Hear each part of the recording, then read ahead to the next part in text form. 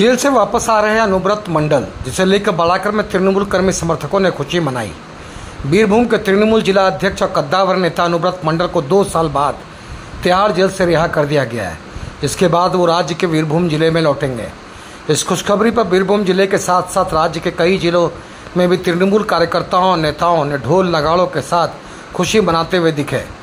वह नज़ारा पश्चिम बंगाल जिले में भी देखने को मिला, पश्चिम बर्धमान जिले में भी देखने को मिला, जो कुल्टी विधानसभा के अंतर्गत आता है। स्थानीय तृणमूल नेता सुब्रत भादुड़ी के नेतृत्व में ढोल नगाड़ों के साथ वे अपने कर्मियों संग अपने प्रिय नेता के घर लौटने पर खुशी मनाएं।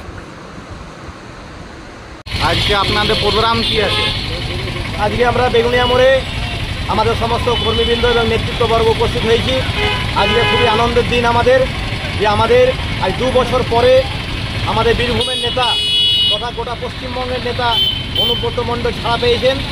কারণ আমরা প্রথম থেকেই বলে আসছি যে এই অনুব্রত মণ্ডলকে যে সিবিআই ইডি যেভাবে কেস দিয়ে এবং বিজেপির কথা মতো যাকে ফাঁসানো হয়েছে, তারই পরিপ্রেক্ষিতে আজকে আমাদের এই আনন্দ উৎসব। কারণ আমরা প্রথম থেকে বলে আসছি যে এইটা রাজনৈতিক উদ্দেশ্য ছাড়া কিছুই নয়।